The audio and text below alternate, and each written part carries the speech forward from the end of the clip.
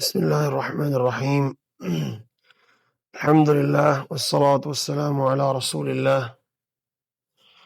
وعلى آله وصحبه ومن والاه، أما بعد، فأعوذ بالله من الشيطان الرجيم. بسم الله الرحمن الرحيم. آج کا درس ہمارا حدیث نمبر 12 ہے. وعن أبي واقد الليثي رضي الله تعالى عنه قال قال رسول الله صلى الله عليه وسلم: ما قطع من البهيمة وهي حية فهو ميت، أخرجه أبو داود والترمذي وحسنه واللفظ له. ابو واقد اللیثی رضی اللہ تعالیٰ عنہ سے روایت ہے، وہ فرماتے ہیں کہ رسول اللہ صلی اللہ علیہ وآلہ وسلم نے ارشاد فرمایا: ما قطع من البہیمۃ، وہ حصہ جو چوپائے سے کاٹ لیا جائے، وہی حیۃ، اس حال میں کہ وہ چوپایا زندہ ہو، فہوا، وہ کاٹا ہوا حصہ، میت، مردار کے حکم میں ہے. امام ابی داود اور ترمذی اس کو بیان کرتے ہیں. امام ترمذی اس کو حسن کہتے ہیں اور یہ الفاظ امام ترمذی کے ہیں. یہ حدیث 4 صحابہ کرام سے مروی ہے.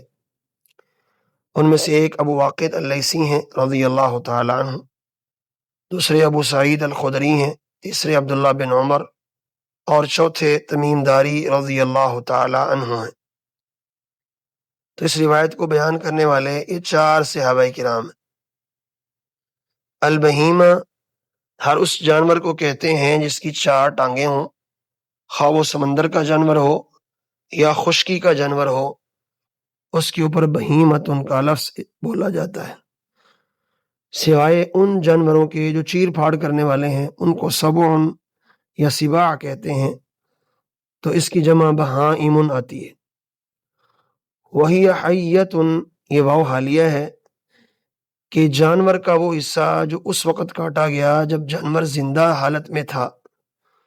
فہوا میت، کاٹے ہوئے جانور کی جو عضو کا حکم جو ہے وہ مردار کا ہے. اس روایت کے راوی ابو واقد اللیثی اپنی کنیت کے ساتھ مشہور ہیں.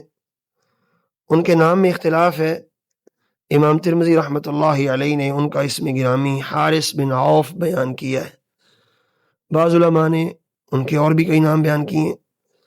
امام ابن سعد بیان کرتے ہیں یہ قدیم الاسلام صحابہ کرام میں سے ہیں اور غزوہ بدر کے اندر شامل ہونے والوں میں سے بھی ہیں، جبکہ بعض سیرت نگار یہ کہتے ہیں کہ نہیں، یہ فتح مکہ یا اس سے کچھ دیر پہلے مسلمان ہوئے اور یہ سن 68 ہجری میں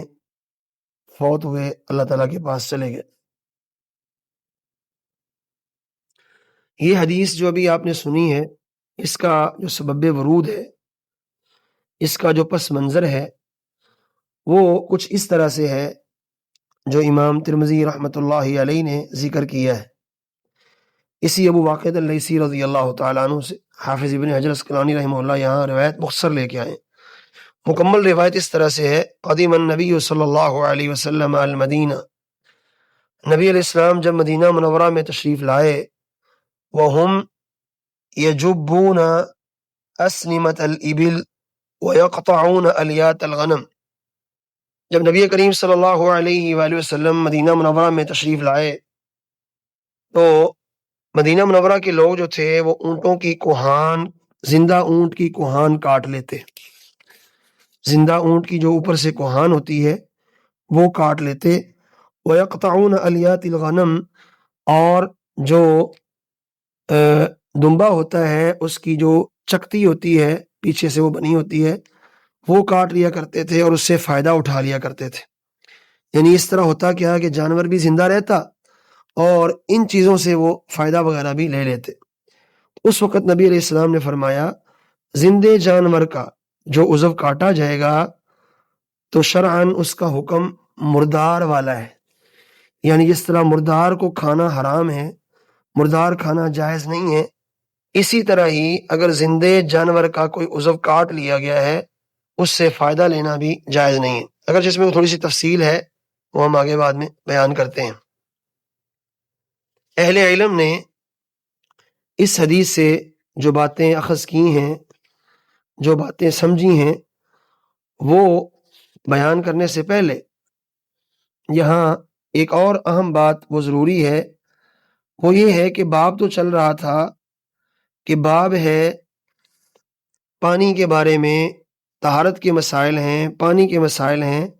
اور اس کے اندر امام صاحب روایت وہ لے آئے ہیں جس کا تعلق کھانے کے ساتھ ہے کہ زندے جانور کا جو عضو کاٹ لیا گیا اور اس کو استعمال کر لیا گیا اس کا حکم حرام والا ہے۔ تو اس کی حدیث کی باب کے ساتھ کوئی ظاہری طور پہ کوئی مناسبت جو ہے وہ نظر نہیں آ رہی، ٹھیک ہے۔ اس حدیث کو کتاب الصید میں آنا چاہیے تھا یا کتاب الاطعمہ میں آنا چاہیے تھا۔ تو بعض اہل علم یہ لکھتے ہیں کہ حافظ ابن حجر اسقلانی رحمۃ اللہ علیہ نے حدیث کا یہ ٹکڑا یہاں پہ ذکر دو وجوہات کی بنا پر کیا ہے۔ نمبر ایک، وہ یہ بتانا چاہ رہے ہیں کہ ایسا ٹکڑا اگر پانی کے اندر گر جائے گا تو پانی نجس ہو جائے گا۔ اگر وہ حیوان مردہ حالت میں نجس ہوتا ہے، مرنے کے بعد ناپاک ہو جاتا ہے، اگر وہ ایسے حیوانات میں سے ہے اور اس کا یہ عضو کاٹ لیا گیا ہے، تو پھر یہ مردہ عضو جو کاٹا گیا ہے اس میں سے زندے جانور کا،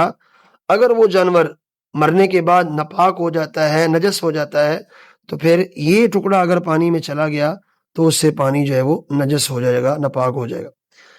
بعض نے یہ بھی ذکر کیا کہ جو اونٹ کی وہ کوہان سی کاٹتے تھے اس کو برتن کے طور پہ استعمال کرتے تھے، تو نبی کریم صلی اللہ علیہ وسلم کی یہ حدیث یہ بتانا چاہتی ہے کہ اس برتن کے اندر اگر آپ پانی لے کے وضو کرنا چاہیں گے، غسل کرنا چاہیں گے تو یہ درست نہیں ہے، کیونکہ اس کا حکم جو ہے وہ مردار والا ہے۔ تو بہرحال یہ گہری مناسبت کی وجہ سے امام ابن حجر رحمۃ اللہ علیہ اس روایت کو یہاں پانی کے مسائل میں باب میں لے کے آئے۔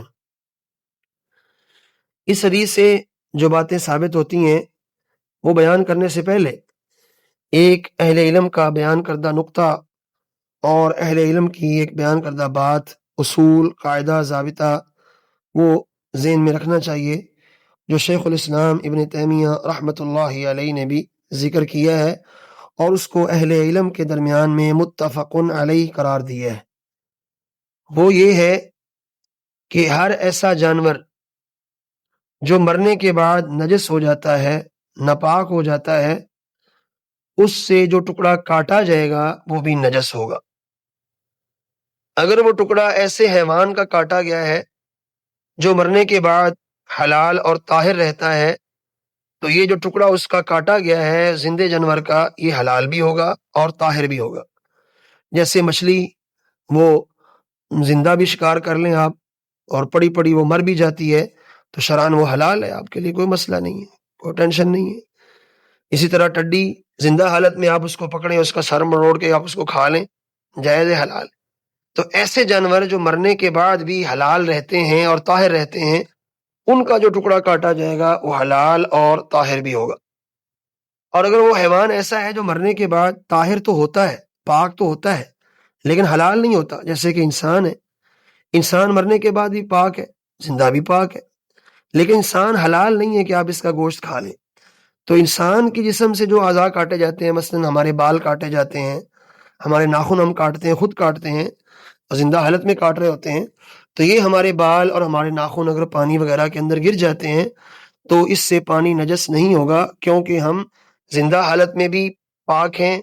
مرنے کے بعد بھی ہمارے اعضاء جو ہیں وہ پاک رہتے ہیں۔ تو جو ہمارا عضو کاٹا جائے گا، بال وغیرہ، ناخن وغیرہ جو ہم کاٹتے ہیں خود ہی، تو یہ اگر پانی وغیرہ میں گر جاتے ہیں تو اس سے پانی نجس نہیں ہوگا۔ لیکن البتہ زندہ جانور جیسے کہ اونٹ ہے، بکری ہے وغیرہ، جو بھی جانور ہیں، ان میں سے جو چیز کاٹ لی جاتی ہے ان کی زندگی کی حالت میں، شرعی طور پہ اس کا حکم حرام والا ہے، اس کو آپ استعمال نہیں کر سکتے۔ زندہ مچھلی ہے، زندہ ٹڈی ہے، چونکہ وہ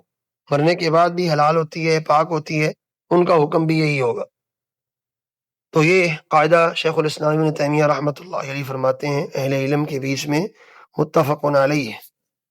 یہ قاعدے پر اتفاق کیا گیا ہے، اہل علم اس قاعدے کو تسلیم کرتے ہیں۔ اس حدیث سے جو مسائل اخذ ہوئے ان میں سے ایک مسئلہ تو یہ ہے کہ اگر زندہ جانور کی کوئی چیز کاٹی جائے گی تو شرعاً وہ حرام ہوگی سوائے ان کے جن کا ذکر ہم نے پہلے کر دیا ہے۔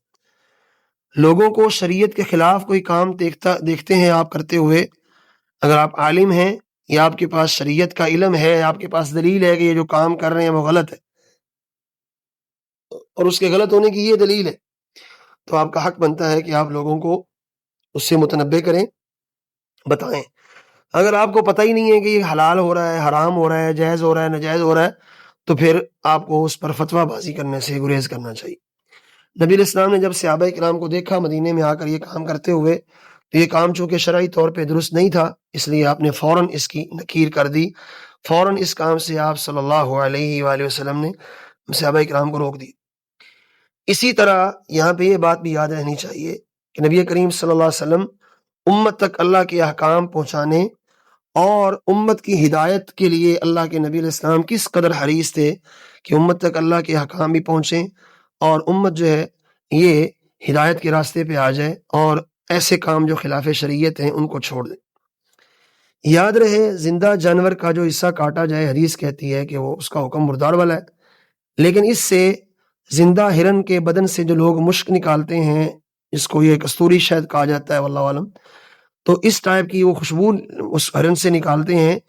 تو علماء نے اس کی اجازت دی ہے، اس کو اہل علم نے مستثنا قرار دیا ہے اس اصول سے کہ جو اس کی مشک اتاری جاتی ہے اور اس سے خوشبو تیار کی جاتی ہے، جو مسلمان لگاتے آ رہے ہیں، نبی علیہ السلام کے زمانے کے اندر بھی لگاتے تھے، آج کل بھی لگاتے ہیں،